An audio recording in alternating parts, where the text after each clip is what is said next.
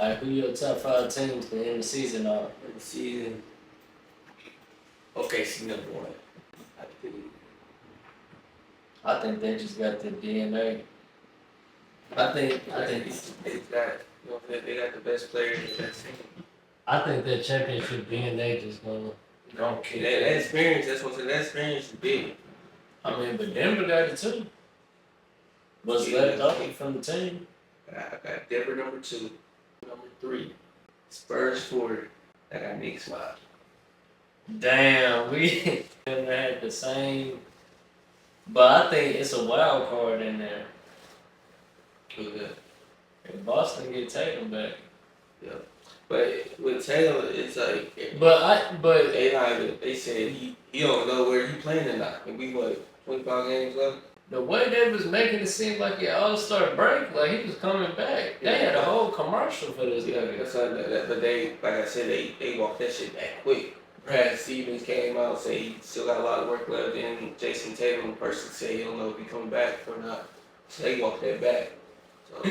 I bet they did, because they was making bold claims in that commercial. I'm like, whoa. He must be closer to coming back than. That's what it was coming off as.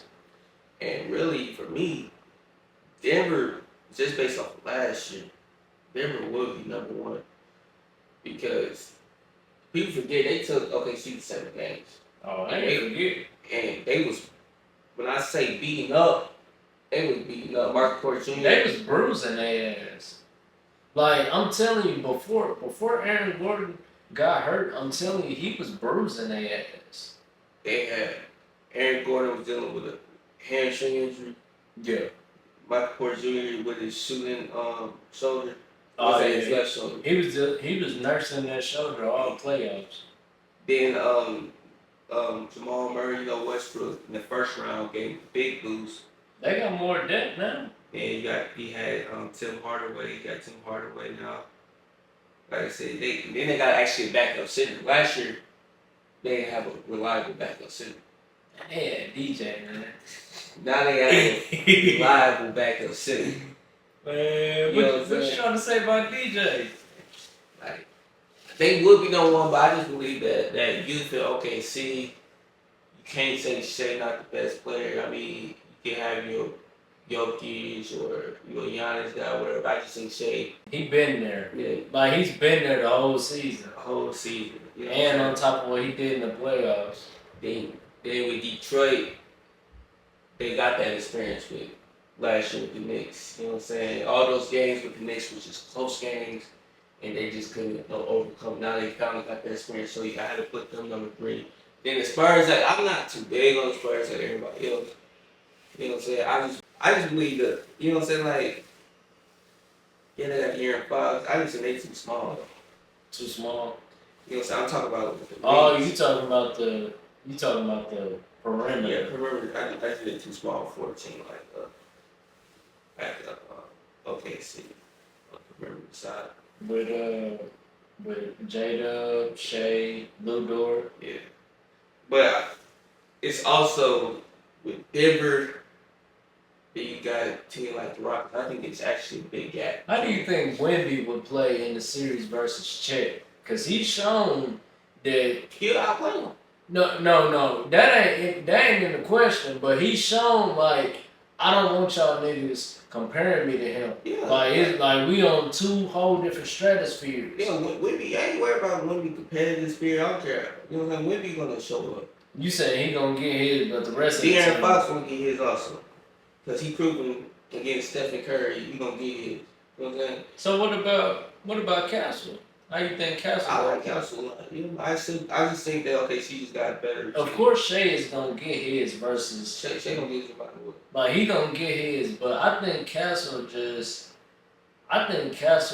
he gonna put up a good enough performance to where. So you like him over the OKC? Is that what you're saying? I feel like they could take him to 6, a close 6. I don't think OKC is beating Wemby at 5. Like, I hate to just put it as Wemby, but I can't see Wemby going after 5 games versus OKC. I can't see it. If it happens, it's gonna be with the perimeter defense of OKC, like just crowding ass. Like you remember last year, Caruso, man, that nigga was so He annoying. was a pest. Like Caruso was everywhere. If OKC beats the Spurs in 5, it's gonna come from their perimeter defense because Don't let them get hot. Good. yeah, and don't let them get the crowd involved because when the crowd get involved in OKC, I feel like that should be influencing the refs. I feel like it influenced the refs last year. Like they start calling the game how OKC want them to call it. Yeah, that's why you work for that home court advantage. And Spurs, what they can't do, they can't fall down to 3. You said what? They can't fall down to 3. Fall down to 3. Yeah. Oh, and play who? And it was. They don't want to play Minnesota. They don't want to play They do Minnesota. not want to play Minnesota. Minnesota team, I watched them yesterday. They played a Dallas team without Cooper Flag. In the first 3 quarters, they played good. 4th quarter hit. Nobody want to play. Rudy Gobert on the bench, complaining. Anthony Edwards seemed like he out of it. Next thing you know, Dallas just took the lead. Then Anthony Edwards come back on the court. He had a personal 11-0 run. They won the game by like 10 points. You know what I'm saying? They just don't play the game 48 whole minutes. It's always a gap. It's always a gap, especially with bad teams. But So basically, they play down to their competition. they really do. They losses is against the Kings, Pelicans. They lost to Dallas earlier this year. What about Memphis? They lost to Memphis. They lost to the Bulls. Then they lost to the Clippers without Kawhi earlier this year. Mm-hmm. They got bad losses. I mean, but they had Harden though. Harden and Zubac. Yeah, That's that's when the Clippers started out like 1-9 though. Oh, That's when they lost them.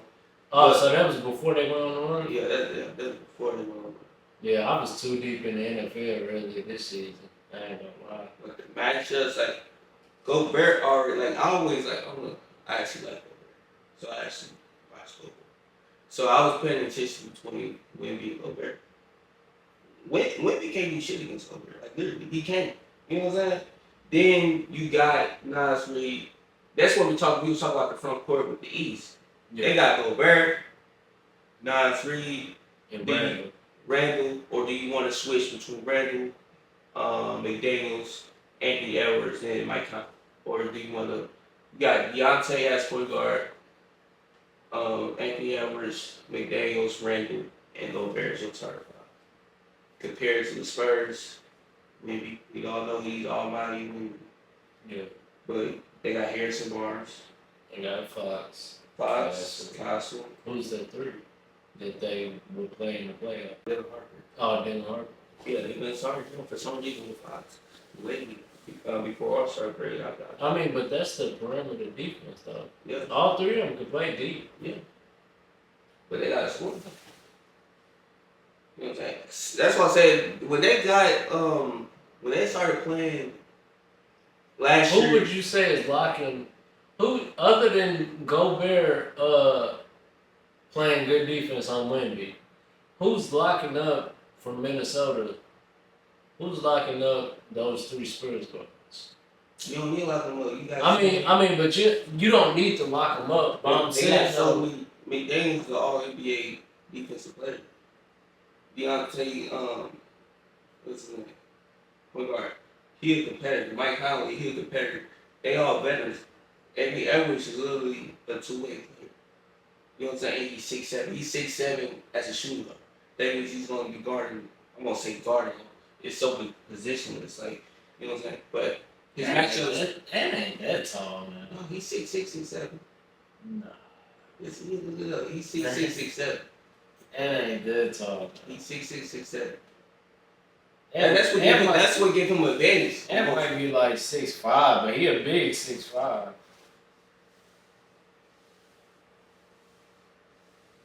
Oh, he tall, man. That nigga 6'4". Yeah, 6'4". Hell, I think he's 6'5". They do 6'4". But Last he time ain't they say- 6'7". Last time somebody say If Ant was 6'7", that motherfucker would be big as a motherfucker. Yeah. I'm talking about like, They said he's 6'4". bruh, I'm But I swear telling that you, somebody said he's 6'6". he ain't as tall as Luka. I'm telling you, he's not. But shit, it's still He's one of those players that plays bigger than what he gained a lot of weight too. Yeah, that's a what lot I'm of muscle. saying. Like he got the D-Wade build, but I think he even played. I wouldn't say bigger than D-Wade because D-Wade was more of a slasher than what Ant has turned out to be. But in a way, he's kind of built bigger than D-Wade, or at least it looked like that. But he don't use his size as much as D-Wade. That Minnesota size for real though.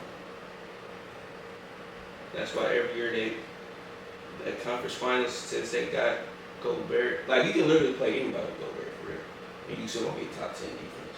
Like he literally proved that since he been in the league, Gobert has had the top 10 defense. Yeah. I mean, you gotta have the right pieces around. Where Utah went wrong, Utah just had weak ass niggas around Gobert on defense. So like really, that's what teams would do. They would like single out Gobert because they know like after I get past him, who finna stop me? Joe Ingles? Like, and even you can look at Derek Favors. You know what I'm saying? You can look at the last year when they played a team like the Lakers, bro. Yeah. The Lakers, like you can watch all the games, the Lakers have a run where like they gonna beat them. But then eventually the lack of size, some of to do with the 3-point shooting caught up to them. And one thing that Minnesota got is 3-point shooting and size. And the Spurs do not want to play a team like that in the first round. Like so they gotta keep getting at the second and third seed. Because of course, Jokic's proven that he can drop 40 on Gobert. I mean, he did it multiple times. Like Jokic literally, like when we talk about Shed with Wemby, Gobert. I mean, Jokic look forward to playing with Gobert. Just a proven message. Because and his experience too. They've been in the same conference. They hold, I mean, the same division their whole career, I think. Yeah. So I'll say Spurs. They stay at the second seed and face who you got. Who's in the playing in the West?